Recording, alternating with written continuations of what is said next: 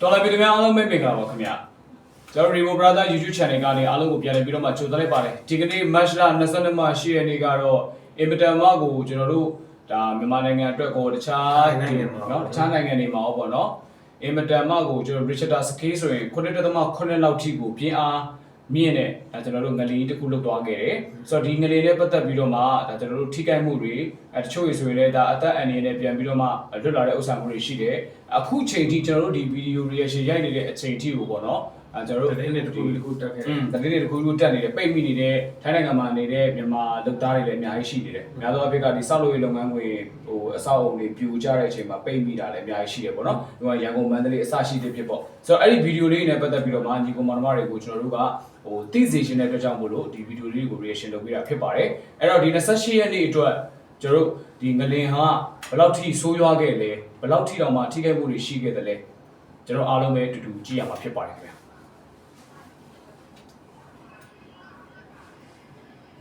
ဟိုးဒီချစ်စီဒါထိုင်းနိုင်ငံမှာအမွေလုံးတက်လာတာကိုဆိုโอ้ยချစ်စီအားရှမ်းပြည်နယ်မိုးနယ်မြို့ဒါမိုးမိတ်မိုးနယ်လို့ရမိုးနယ်မြို့ဒါမိုးနယ်မှာ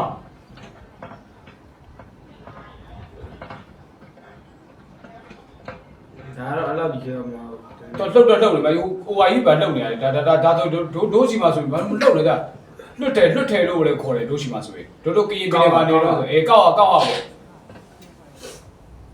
ကျွတ်စီလို့အော်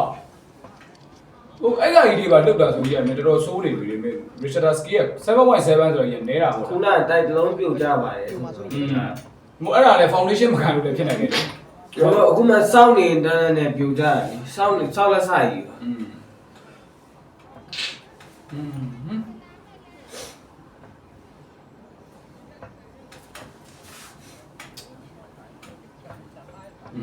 မင်းတို့တခါမှမခံခဲ့ဘူးတဲ့ဟိုငလင်တိုင်းခံရရတယ်လို့ဖြစ်နေတာပေါ့ဒါကရှမ်းပြည်နယ်မှာ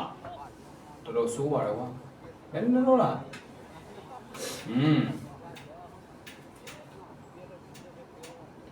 what အချာကြီးပဲဟုတ်အေးလေဘယ်လိုရှိလဲတော်တော်ကြားတယ်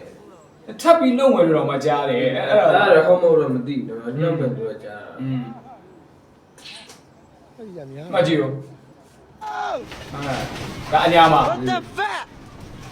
မအိမ်ကြီးရောရှူအေးအပင်တွေကအရွက်တွေရောကြအစိုက်ကြီးလေးပါပြီဟိုကောင်မလုပ်ရဘူးကြည့်ဦး大家别来了，别打了。ဒါထိုင်းနိုင်ငံမှာဒါကလမရိုက်ထားတာကျွန်တော်စိတ်တာမကြည့်ဘူးဟိုဟာလေးပါကွာတာလို့ပြောတိုက်ကိုကတ်ထားရွှေပြားတွေပါကွာတာလို့ နေနေပဲ့ဒါကျတော့မီးပါလောင်ငလင်လောက်ပြီးမီးလောင်တာမန္တလေးမှာမန္တလေးမျိုးငလင်လောက်ပြီးနောက်မီးလောင်နေရပါဗျာဘူးရကွာသူတွေရဲ့ဘဝကလည်းတော့ဆိုးနေပါမန္တလေးမျိုးမှာ17နာရီဝန်းကျင်လောက်ကမီးလောင်ပြီးတော့ငလင်လုံးမှုဖြစ်သွားပြီးတော့ငလင်လုံးမှုဖြစ်သွားပြီးမီးလောင်နေရဖြစ်ပါလေမီးလောင်လဲတိုင်းတော့ကြည့်ရောကွာကြည့်ရောငလင်လုံးပြီးနောက်မီးလောင်မှုဖြစ်သွားနေပါလေမန္တလေးမျိုးဒါမီးလောင်တဲ့ကိစ္စနဲ့ပတ်သက်ပြီးတော့ကျွန်တော်ဗီဒီယိုဖိုင်တစ်ခုတွေ့ရတယ်အဲ့ဗီဒီယိုဖိုင်ကျွန်တော်ပြန်ရှာတာမတွေ့တော့ဘူးအကိုတယောက်ကဒီငလေထုတ်ပြီးတဲ့အချိန်မှာမီးလောင်တော့သူ့အိမ်ပါသွားတဲ့အချိန်မှာသူ့ကျင်ထဲမှာမခံစားနိုင်လို့ဟိုတဲချီမဲကြီးတွေငိုပြီးတော့မှသွားပြီကွာငါကြိုးစားပန်းစားရှာထားတဲ့ငါတို့ရဲ့မိသားစုဘဝလေးသွားပြီဆိုပြီးတော့မှငိုတဲ့ဥစ္စာမျိုးတွေအဲ့ဗီဒီယိုဖိုင်လေးကျွန်တော်ရှာကြည့်သေးတယ်လုံးဝရှာမတွေ့တော့ဘူးဗျာတော်တော်ဆိုးပါတယ်ဖြတ်သွားတယ်ဖြတ်သွားတာမဟုတ်ဘူးဗျာရှာလို့မရတာကျွန်တော်ပြန်ရှာသေးတယ်မတွေ့တာဒါကမန္တလေးမှာ20ကအဲ့တော့ပုံကြည့်နေမယ်စားကွယ်နည်းနည်းပါတယောက်တနိုင်တစ်ပိုင်းလေးလုပ်တော့အဲ့ဒါပေါ်တာလုံးလိုက်ပါလားကွယ်ရေလေးပါလေးကြောက်တဘုံခတ်လိုက်ပါလားအဲ့လိုအများကြီးနဲ့ဆိုရင်လောက်သေးရတော့ကလေးလုတ်သေးတယ်ကြီးကိုလူကြီးကကလေးတွေထိုင်နေပြီးတော့မှနေပြီးတော့မှ ပြီးတော့တင်လိုက်တယ် တေဝါမှာမင်းအောင်လိုက်အိမ်ပြိုတယ်လို့ကြားတယ်တော့မင်းအောင်လိုက်မှာတေဝါမှာ တော့နေပြီးတော့ 52 12နာရီ50မှာငလင်လောက်တာပေါ့နော်တော်မူနောက်တော့ပဲ ဆောက်ငါဘေးမတော့ငါ့ကိုပြောတယ်အိတ်နေတန်းတန်းကိုကိုမလာတာလည်းဘာလို့လှုပ်နေရလဲမသိဘူးတော့မှကနေလှုပ်နေရဆို ဟိုပထမတစ်ခါကျွန်တော်ရန်ကုန်မှာတော့ကျွန်တော်ကိုပြောတယ် ဒီမှာပတ်ချလာအဲ့ဒါ ရန်ကုန်မှာလှုပ်တော့အဲ့တိုင်းပဲကျွန်တော်ကိုကြောက်ဆဲရမင်းဘာလို့လှုပ်နေရတူတူအဲ့မင်းဘာလို့လှုပ်တာတကောက်ကျွန်တော်ဟောက်ဘယ်ဟောက်ငယ်လေးထားလို့ ဒီကောင်လေးစကားစလည်းထိတယ်စကားစတွတ်တော်အဆောက်အုံကြီးတွေထိတယ်မကြည့်ဘူးကွာ ငလင်းလောက်သွားတယ်ငလ ဟို င်း မြေတော့ပွဲရရှိုး ငလင်းလောက်တာ ခြေပါတော့ကြည့်ဘယ်တော့ဆိုးလဲ ဟုတ်လားဟမ်မြေကြီးတဲ့အပေါ်တက်လာဟာ အာ ကဲငလင်းလောက်တာငလင်း ရန်ကုန်မန္တလေးကပို့ဆိုတယ် ဖြန့်ပြကြတော့ကိုကအတဲရောက်ပြီဗျာ ကိုကတော့အတက်ထဲရောက်သွားပြီသူမချို ဘာမှလည်းလောက်ယူလို့လောက်တာ ရေး ဟာ ရေး မြေကြီးတဲ့ကြီးတွေပါ ပတ်ချအပ်တာလေနဲလိုက်မဟုတ်လား မြေဟာ မကြည့်ဘူး ကျိုးငလင်းလောက်တာ ဒီမှာတော့9.9ဆိုရင်တော့ဒီစကိုင်းလို့ပါလို့ဆိုငလင်ကျော်ရှိတဲ့နေရာဆိုမတွေးရစရာပဲမကြည့်ဘူးချိန်ပဲကွာ သူလိုထွက်လာမြေကြီးတဲ့ကြီးတွေကိုလိုထွက်လာ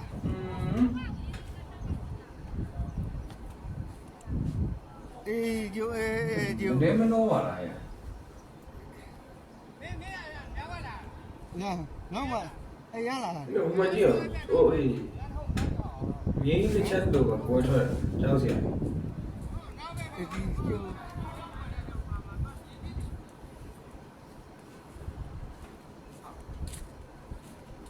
တော်ဆိုးနေပါကွာအချိန်ရွယ်ကြည့် ဒါသူတို့ဝိုင်းနေမှာတော့ အေးဘောသူတို့ဒီလိုအိမ်အညာဘက်တွေပါကြသူတို့ကအိမ်ကြီးအခြေကြီးတွေလေ ခြံဝိုင်းရဲ့ကျ ဟိုမကြည့်ဘူးအိုး ထဲတော့ဗမ်း အေးဆိုကမ်းမှာပြုံမဲ့သဘောရှိတယ်ကြည့်ရတယ်ဟိုဟာ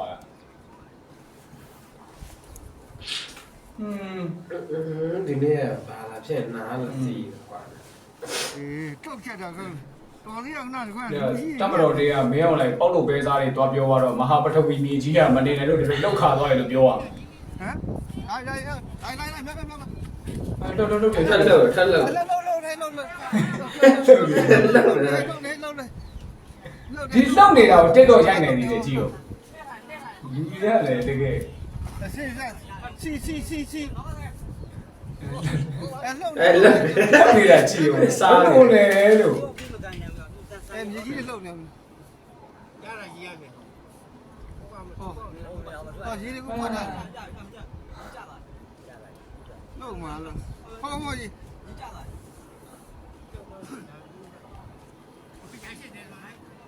ဟိုကတော်ဆိုးရတယ်ကကြီး နော်ရေထွက်ခဲ့တာ ကြောက်လိုက်တော့ဖြစ်လာ ကြောက်လိုက်ကြောက်ရေ ပြောတော့မလုံဘူးကိုအသက်အနေနဲ့ကင်းအောင်ဘယ်လိုနေရမလဲမစင်သာဘူး ကဲရေး ဟာဘယ်မှာမကြီး သူအညာပဲနေပါအောင်အဲ့မှာကြည့် အဲ့ရဆို သူစိတ်ပါကြည့်ဦး ဖေပြေးမတော့ဖေလောက်တော့ပါပဲကောင် ဟုတ်လေလောလောကြီးဖြစ်နေတာဆိုတော့ကွာသူလည်းမင်းထွက်ပြေးဖို့အတွက်ကြောက်နေမှာပေါ့ကွာ လက်သွားတော့ စင်ရဆင်းရဘယ်မှာဝိုင်းဆို ရေးရအောင်ကျ ဝိုင်းဆို ရေတွေလိုကန်ဆောက်ကြခဲ့ မပြေးနဲ့ဟို မေမူးတယ်တချို့တွေဘူးอ่ะကျွန်တော်ဘာမှတော့အဲ့လိုဟိုဖြစ်လိုက် သူမခံနိုင်ဘူးလေဘယ်လိုသူမခံနိုင်ဘူးလေမင်းရတယ်ကဲအားကြီးရမင်းကြီးရတယ်ကွာ ကျွန်တော်ဒီမှာတိုင်ကြီးလောက်ဟိုဟာလောက်ပဲကျွန်တော်တေချာသတိထားမယ်ကျွန်တော် vibrate တော့အဲ့လိုတေချာမခံစားမိလိုက်ကျွန်တော် တိုင်းနိုင်ငံမှာအခုမင်းလောက်ပဲဆိုပြီးတော့မှပြောလို့တော့မှတချို့စက်ရုံကအလုပ်သမားတွေဆိုပြီးအပြင်ထွက်ပြီးတော့မှနေရတဲ့အခြေအနေလေအဲ့လိုမျိုးတွေပေါ့ ဟုတ်လားဟုတ်ပါဟဲ့ကျန်းကျန်းကိုမြင်ငရင်များအဲ့လောက်ကြီးလုတ်ပြလားဟဲ့ရက်စ ဒါ က် ကကျွန်တော်ထင်တယ်စကိုင်းဘက်ဖြစ်လိမ့်မယ် ဒီလာမျိုးတဲ့ မိထီလာတဲ့စကိုင်းဘက်ပေါ့ အမအိမ်မှာဆိုလဲပြိုက ပေါ့ မိတ် ဒီ တီလာ ဒါ တော့စ ပဲ ကိုင်း မ လို့ င်း ဒါ က မောက် ရု တော့ ပ်ပြ ရော တာများ မိတ်တာလို့ထီလာလို့ပဲ အေးထီလာတော့မိတ်တီလာ အ ကိုထီ ကြည့် လာ မ လို့ ဝဲနေပါအကုန် ထီ ဆော လာ င်း တူ လာ ထီ တယ် လာ ကျွန်တော် လို့ ဆိုလို့ရှိရင်လေအမတဒါပဲ မပြော ရက်စက်ပါတယ်ခလောက်ကြီးပဲမြင်ငရင်ကြောင်းတဝိုင်းလုံးပေါ့အမတို့တကြောလို့တိုးကုန်တာပဲနော် အဲ မထုံးတော့အဲ့ဆိုပြိုပြီးတဲ့တိုက်ဆိုရင် တိုက်ပြိုလဲဆိုတော့ yes စားတော့တိုက်ကပြိုသွားတယ်ဒီတဲ့အေးစီ သူတို့ကန်ရရတယ်နော်သူတို့ကန်ရရတယ်အဲ့လိုကြည့်ရော ကုန်းအကွဲကုန် ဘာမှယူရမရတော့ပါအမဘေးကနေဆိုအကုန်ပြုတ်ကြဘူးတော့မှဘာမှကောင်းကိုတနည်းမှရိုက် ကန်ကောင်းသွားတာဗောဘေးသွားတဲ့နေရာလေးရှိုးလိုက်အောင်ဒါပေမဲ့ဒါကရန်ကုန်မန္တလေးမြန်များမှာ နေတယ်လောက်နေတယ်လောက်နေတယ်ဟိုမမြေတွေတော့ပတ်ချားတွေအကုန်ပြီ အမေရှိ မြေတွေတော့ပတ်ချားတွေအ ထို ကုန် င် ပြီ ဖေး မေးသေးချာကိုင်ကမေးသေးချာကိုင် ဟုတ်တယ်ဒါသူတို့ပုံစံကတော့အမှန်ပဲထိုင်နေတော့တကယ်တည်းဝတ်နေရမှာ လောက်နေတော့ ပြဝတ်နေရ အပေါ်ဝါရကျိုးစိတ်ချမှာမလားဘာကြောင့်မလုပ်သေးဒီဘက်လားလာပါလားအမေစိတ်ငြိမ်ငြိမ်ထားအမေစိတ်ငြိမ်ငြိမ်ထား မြန်မာနိုင်ငံသားတွေရဲ့ဘဝကလည်းတော်ဆိုးနေပါကွာ ဘာဝဘေးရောဟမ် ဟိုဒီမ ဘေး အေး ရော ရော ဘေးရော ဆိုးနေပါနည်းနော်လားကျွန်တော်တို့သိတာတော့ရန်ကုန်မန္တလေးတော့ပဲဖြစ်နေတယ်တော့ကျန်တဲ့ပြည်နယ်တော့ပြကိုပြဟိုရှမ်းပြည်နယ်ကတော့ဖြစ်တယ်ဆိုတော့စဉ်းစားတာကြည့်တော့ မန္တလေးမှာတော့ဆိုးတယ် အေးဆိုမန္တလေးကအဲ့ မန္တလေးကဘာလို့ဆိုးရလဲတော့သားများ တော့လာတယ် ဝိုင်းလူကြီးညာတော့လာနေများလို့ one thing တွေဒီလို ပြ များ တ်ထွက်ကုန်မိုက်ဖြစ်ဖြစ်နိုင်ညားနေပါကိုပြတ်ထွက်ကုန်ပါ မန္တလေးကမေဟိုပြူစောတီတို့ပါတာစာ ဒီ တို့ မှာရုပ်ရှုအမရှု အဲ့မန္တလေးကျောင်းရော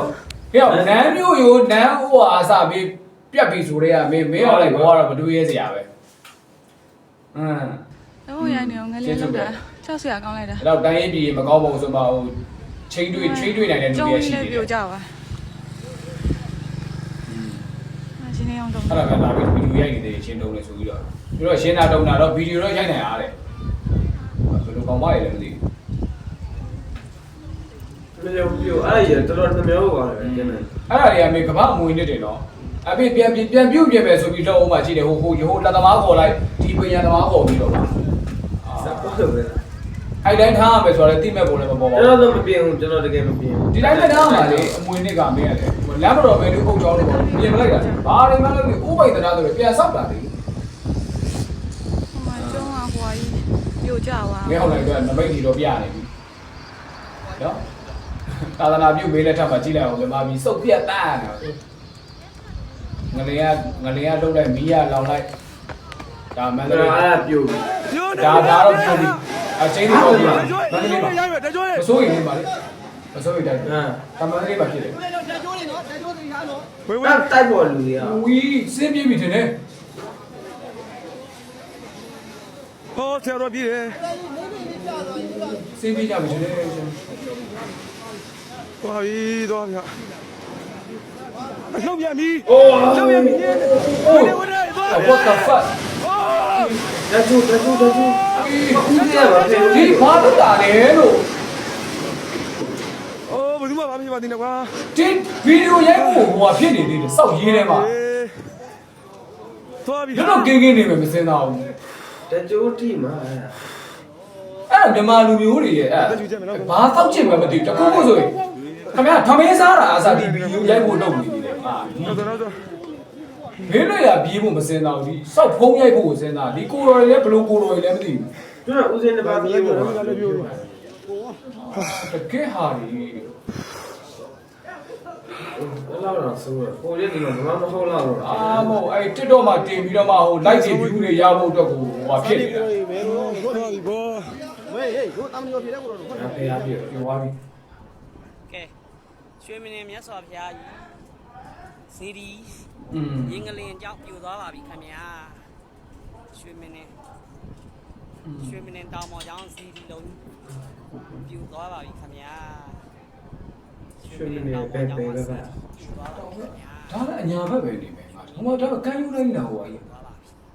မဟုတ်ဘူးဟာ တောင်းမောမှာလို့ ရွှေ ပြော မ နေ င်း တယ် တောင်ပေါ်ကြောင့်ဇီဒီလည်းပြိုသွားပါပြီခင်ဗျာ အညာဘက်ပဲနေပါအညာဘက်ကပူထိတယ်ဒီက ညာကြတော့ဈေးတီပြူတာတွေဘာတွေရှိမယ်ဒီရန်ကုန်မန္တလေးဆိုရင်တော့ရန်ကုန်မန္တလေးဆိုရင်တော့ဟိုတွေဖြစ်ပါဦးလူတေးတိုင်းဘာတွေဖြစ်တယ်လို့ပြောတယ်လူတွေပိတ်မိတာပေါ့ထိုင်းမှာလည်းတော်တော်ဆိုးတွေပဲထိုင်းမှာအခုချိန်ကြီးပိတ်မိနေတဲ့လူတွေရှိတယ်လို့ကျွန်တော်ကြားပါတယ်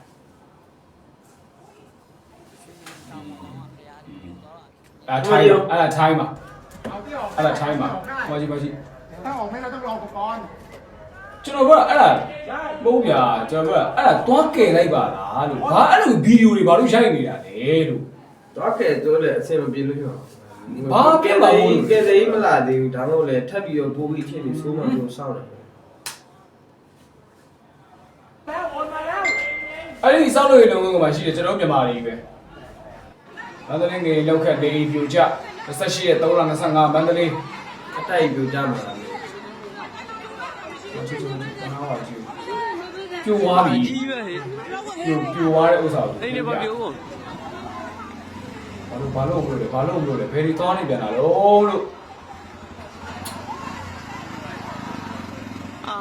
အိုးရပါဗျာ ကျွတ်စီအိုးရပါဗျာ အိုးတမဘာဖြစ်လဲ အထင်းမှာလူရှိပါနေတယ်ဆိုတော့အထင်းမှာလူရှိပါနေတယ်ဆိုတော့မယ် သူ့ရဲ့မဲကြပါလေ ဒ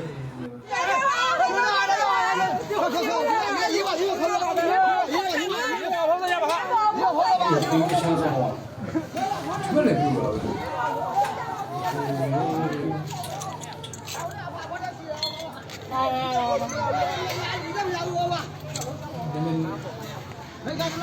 啊，内容比我伊，内容 ဒီလူပါပြီလားရောက် 比呀的呀。 ဟာဘေးတော့လူပြီနေတာမကယ်ဘူးလား ဟိုမှာပဲ လူပြီနေတာဒါဗီဒီယိုရိုက်ဖို့အား အား တာ တအိမ်လုံးကြီးလို့ ဟိုဘောဒီတော့ 妈妈过来弄的。 ကိုလည်းလောက်တတ်တာမဟုတ်ဘူးလေဩဒုက္ခပဲကွာ 啊，内容比我哇。 ဘယ်သူကတော့ကွာလောက်တတ်မလဲ တော်ရပိုင်းငါလုံးမငါလုံးတကောင် ဘယ်သူကတော့လောက်တတ်မလဲကွာဒီနိုင်တော့အုပ်လေးပါလေးလွတ်ပြစ်ပေါ့ဒါကိုလေးလုတ်ပေါ့ကွာဒုက္ခပဲလို့ဟိုမီးတက်တွေလို့ဖြစ်နေတယ်လူတယောက်ရှင်နေတာကိုတွားကြည့်ပြီးတော့မှအော်ရှင်နေတာမီးတက်နဲ့မဆိုင်ဘူးသူထွက်ပြေးတယ်လို့ဖြစ်နေတယ်ကွာဒါမန္တလေးနေစိတ်မှာ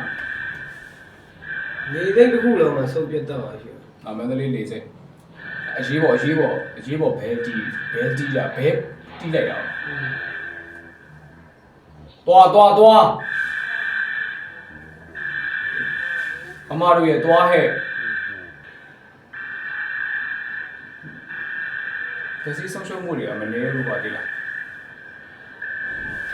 ကဲမျိုးတို့ရေးဒီမှာဒါ29လမ်းထောင်မှာပြိုးကုန်ပြီဗျာနော်စကားပြောနေနေကိုဒီလိုဖြစ်သွားတာတော်တော်ကိုကြမ်းတယ်ဟိုမှာကားတွေလည်းဖိကုန်ပြီအကုန် ဒါစကိုင်းတရား ကြာရတခါကြီးတစ်ခုလုံးမှာပြော ဒါတရားဟောင်းတော့တရားဟောင်း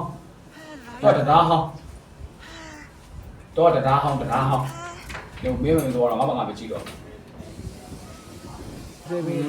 အောင်မန်းပါ နေလောက်တာပါဗျာတမခန်းပြားမှာပြိုသွားပါတယ်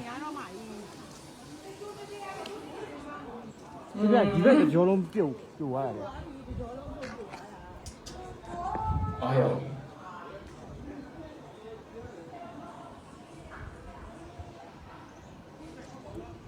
ကမ်းပြီမှာအောင်ပန်းမှာတမခန်းပြားပါခင်းနေရှေ့ကျမ်းပါ မင်း ကျဲတော့ အနေနဲ့ရှယ်ချမ်းပါတယ်ဆိုပြီးလာပြီမကြည့်အဲ့ရကြည့်စီ အခုလားဟာလား ဘာကောကျွန်တော်ပထမဆုံးကြည့်တဲ့ဗီဒီယိုဖိုင် အော်ဒါနောက်တစ် view နဲ့ဒါစကားတရားဟောင်း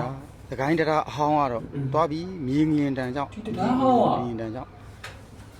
တော်ကြာ အဲ့ရပြီ မြေတဲ့ကိုထိုးကြသွား ဒါကြာပြီခုနကဒါစကိုင်းတရားပဲ 6ပိုင်းပိုင်းပြတ် ဒါဟောင်း ထိုးကြသွားပြီး တရားတိတ်ကတည်းက ဖြစ်ပါလေတော်သေးတာကတကိုင်းတရာအစ်စ်ကဘာမှမဖြစ်ဘူးအစ်စ်ကဘာဆောက်ထားမှာ အစ်စ်ဖြစ်လာပြီနော် တော်သေးတယ်လို့ အဲ့ပေါ်မှာသွားလာနေဟာ အစ်စ်ကဘာမှ အသေးပြင်းမေးတွားရည်လိုက်ပိုခက်ခဲသွားမယ်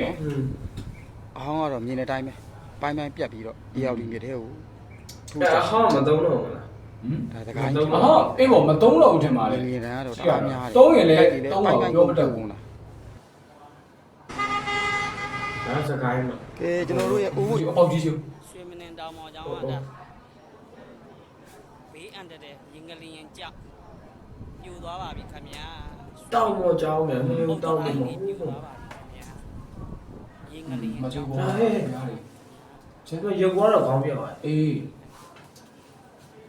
မချိုးရောဟေးအဲ့နားမှာလူရှိတော့မတွေ့ရစရာ ပဲတော့ อืม ဖရားတွေလည်းခေါင်းနေပြန်ဒီငလျင်လောက်တာတော့ อืม တတိုင်းနေပြိုးပုံပါ ဟောရဟော ကောင်းလက်တယ် အိုးအဲ့ဒါပြိုကုန်ပါပြီဆိုတော့ဘာလို့အဲ့မှာနေနေရလဲလို့အောက်ဆင်းလိုက်ပါတော့လားကိုကူရဲ့ဩဒီကကြီးတုံးမှာပဲပြောနေတာပဲ ကကြီးတော့မှာကြောင့် တော်လို့မေးအဲ့နားမှာသာလူရှိတော့မတွေ့ရစရာအောက်ကိုတလိန်တို့ပြုတ်ကြမှာအဲ့လားအာ ကိုမင်းအောင်လိုင်းကြီးမဟာပရိမေကြီးကတော့လေ7 နာရီ9မိနစ်က อืม ဒီကြီးအတွက်စီးပြီးသွားပြီ အဲ့ဒါအမှန် နော် အဲ့ဒါအမှန် ဘိုင်ဘိုင် ဝေမင်းအောင်လိုက်ရေးနာထောက်ဖို့လှုပ်လို့လဲငါတို့မြန်မာပြည်လှုပ်တယ်လဲမချမ်းမလေးပြောနေပြီမြင်းငီလှုပ်တာလေးနော်မာလာတယ်ငါတို့တနိုင်ကလို့ငါတို့မြန်မာနိုင်ကရုပ်မှလို့မဝလို့တနိုင်ကလို့ရုပ်မှနေလားမသိဘူးရေးနာလှုပ်လို့လဲမြင်းငီလှုပ်တာတဲ့ဒီလိုမာလာလှုပ်လို့အဲ့ဒါဟုတ်လားဟုတ်တယ်နော်ဖြစ်နေတယ်နော်ဒီမာအာလာလှုပ်လို့မြင်းငီလှုပ်တာဒုက္ခပေးတယ်နော်ဒီမှာချာမလေးပြောနေပြီလားဒီလိုပြမပြန်တော့လို့လဲမြင်းငယ်ကြီးနေပြီအခုတရားမှလည်းလုံးမလုံးရဲဘူးအလုံးလုံးရင်လည်းတန်းလိုင်းနဲ့ပြေးလာလက်အဲ့တော့ချော့မအောင်ပြေးလာတာဒီမှာအများပဲပေါ့နော်ခုကတန်းလိုက်ကလောပဲဖြစ်နေရနော်အကုန်လုံးအောက်မှာပဲတိုက်အဲ့ထဲမှာတရားမှနေမရဲဘူးအပြင်အကုန်လုံးထွက်ပြေးကုန်ပြီအော်ဒါလေးဘီတူတေးမှာကြားတာပေါ့လူတိုင်းကပြေးတာပေါ့ကျွန်တော်တို့စိတ်ရောလူတွေလည်းအများပဲအောက်မှာပဲပြေးအကောင်လုံးတော့ view site ပါ ခုနဟိုတိုက်ပြတဲ့ဥစ္စာမှာကျွန်တော်ဒီဓာတ်ပုံလေးတွေကိုစေ့ထားပါတော့စေ့ပြီးတော့ကျွန်တော်ဗီဒီယိုလေးရိုက်ထားပါ အဲ့တိုက်ပြတာအဆိုးဆုံး ဟုတ်တယ်ထိုင်းမှာဒီတိုက်ပြအဲ့တိုက်ပြတာအဆိုးဆုံးပဲဗျအခုချိန်ထိကိုကယ်ဆယ်ရေးတွေလုပ်နေရတော့မှာ ကက်ကောင်းချင်းများတော့လည်းထိုင်းမှာအခုကျွန်တော်တို့ဒီဗာလေမာဆိုင်မှာစောင့်နေဟိုတရားကြီးတွေခဏခဏပြိုတယ်အဲ့တရားကြီးဘာမှမဖြစ်တာလည်းပဲကောင်း သူကဟုတ်ချင်ပါဘူးလူကလေးပါလေတနာဟောတယ်ကြည့်သူတခုကျွန်တော်ထင်တယ်ဗျတခုခုလေတစုံတယောက်များသူ့မိသားစုဝင်များပိတ်မိတ်နေလို့လားမသိဘူးကျွန်တော်သိရတယ်သူ့ကျင်ထဲမှာဘလောက်ပူလောင်နေလဲဆိုတော့ကျွန်တော်မြင်ရပါတယ်เนาะဓာတ်ပုံလေးထဲမှာဟောဒါကြည့်ရှုအားပေးခဲ့ကြတယ်ဒေါ်လာမျိုးများအားလုံးလည်းကျေးဇူးများကြီးတင်ပါတယ်ဟိုမင်းကငါတခုမေးချင်တာပါဆိုတော့လေဒီငလင်လောက်တာပေါ့ကွာလက်ရှိအခုငလင်လောက်သွားတဲ့ကိစ္စကိုအဲ့ဘယ်သူကြောင့်လို့ထင်ဘယ်သူကြောင့်လို့ထင် အဲ့လိုမျိုးမရှိဘူးကျွန်တော်ကြားတော့ဘယ်လိုပြောမလဲကျွန်တော်ကြား science တိုင်းမှာတွေးရကောင် visit တော့ပါတော့အဲ ကျွန်တော်ကြားတိတ်ပန်ကြားပဲတွေးရဗျာတခုဒါမှတရေကြားတော့တခုပဲပေါ့ဒါကြီးကတော့တိတ်ပန်ကြားမတွေးနိုင်ဘူးဆရာမတရေကတော့တိတ်ပန်ကြားမတွေးနိုင်ကြောက်တယ်ကျန်တဲ့ຢာတွေတော့ကျွန်တော်တိတ်ပန်ကြားတွေးရကျွန်တော်ဟိုကိုရနှစ်တော့တင်ခဲ့ရပြီပေါ့ကိုရနှစ်တော့ chapter လောက်လာတယ်ဒီညာလေးအကြောင်းတင်ရတယ်ဘာရဲ့ဒီအောက်မြေစီကာထဲမှာရှိတဲ့ကြောက်ဆောင်တွေတစ်ခုနဲ့လောက်ဟာသွားတဲ့အချိန်တော့ ကိုတိုင်ပြီးတဲ့အချိန်လား ဟုတ်ဒီလိုမျိုးပါဗျာဒီလိုမျိုးပြန်ပြီးအောက်မှာပြန်ထောက်ထားတဲ့ဟာပုံစံမျိုးရှိတယ်အဲဒီဟာနေမှာတစ်ချက်လွဲသွားရင်ဒီပုံမှန်ငနေဆိုတဲ့ဟာဖြစ်လာတယ်အဲ့လိုမျိုးလို့ပဲကျွန်တော်ကတော့ဒီတွေးရှာပါရှင်းပြတာတဲ့အတိုင်းပဲဗျာ မင်းကတိတ်ပန်ကြီးကြသေးတယ်ငါကြတော့ငါတို့ကကြတော့ငါကြတော့ထားပါတော့ဟိုဘုရားဘာသာဆိုတော့ဘုရားဘာသာယူဆလိုက်တွေးတယ်ဘယ်လိုတွေးလဲဆိုတော့ငါတို့နိုင်ငံကိုမင်းဆိုမင်းကြီးအောင်တော့ အဲ့လိုမျိုးနှမျိုးတွေးလို့ရတယ်ကျွန်တော်တွေးတာတော့တိတ်မနီကြတွေးတယ်ဒါပေမဲ့နောက်တစ်မျိုးတွေးမဲ့ဆိုရင်တော့ဟုတ်တယ်ဒါဒီအတွေးနည်းရတယ်အခုချိန်မှာမှားတယ်လို့ပြောလို့မရဘူးဘာကြောင့်လဲဆိုမတမာတဲ့မင်းဆိုမင်းကြီးကကျွန်တော်နိုင်ငံကိုအုပ်ချုပ်ပြီးတော့ဒီလုံးရှင်နိုင်လုံးနေတဲ့အတွက် အဲ့ဒီဘဝမှာကွာတခါမှမကြောက်ဘူးတဲ့ဟို Richard Sk အမြင့်ဆုံးဆိုတဲ့ငလင်ကြီးကိုလည်းမြန်မာပြည်သူတွေခံစားရတယ်အဲ့ခံစားရဆိုတာတိုင်းဘာရောက်နေတဲ့မြန်မာပြည်သူတွေကစခံစားရတာတခြားနိုင်ငံသားတွေတော့မပြောဘူးပေါ့ပြီးသွားရင်ကွာဒီငါတို့ဒီတရားတွေပြိုတယ်ပြီးသွားရင်တို့ဟိုမန္တလေးနော်ကျုံးဆိုရင်တကယ်ဆိုအဲ့ဒါမျိုးဇေဒီတွေပြိုတယ်အဲ့ဒါမျိုးတွေပေါ့အဲ့လိုမျိုးဆိုတော့ငါတော့ဒီငလင်လောက်တာမဟျောင်းနိုင်ကြောက်လို့ပဲထင်တယ်ဆိုတော့မိသားစုတွေအနေနဲ့လည်းဒီငလင်လောက်တဲ့အကြောင်းအရာဟာဘသူကြောင့်ဒီငလင်တွေဆွဆွရွာလောက်ခဲ့တယ်ဒီလိုမျိုးဇီဒီတွေပျက်စီးခဲ့ရတယ်မြို့ရိုးတွေနော်လမ်းမြို့ရိုးတွေပျက်စီးခဲ့ရတယ်ကျောင်းဆောင်တွေပျက်စီးခဲ့ရတယ်ဆိုတာဘာကြောင့်ငလင်လောက်ခဲ့တယ်ဆိုတာထက်ဒီငလင်ဟာ ဘယ်သူကြောင့်လုပ်ခဲ့တယ်ဆိုတာကိုမိသားစုများနေတဲ့ကိုယ့်အထင်ကိုယ့်အမြင်လေးကိုရေးပေးခဲ့ကြပါအောင်လို့ပြောချင်ပါတယ်ဆိုတော့ Rico Brother YouTube channel ကိုကြည့်ရှုအားပေးခဲ့ကြတဲ့အမျိုးတွေအားလုံးကိုကျေးဇူးများကြီးတင်ပါတယ်နောက်တစ်ခေါက်မှာပြန်ဆုံတွေ့ပါမယ်မင်္ဂလာရှိတဲ့နေ့လေးဖြစ်ပါစေခင်ဗျာ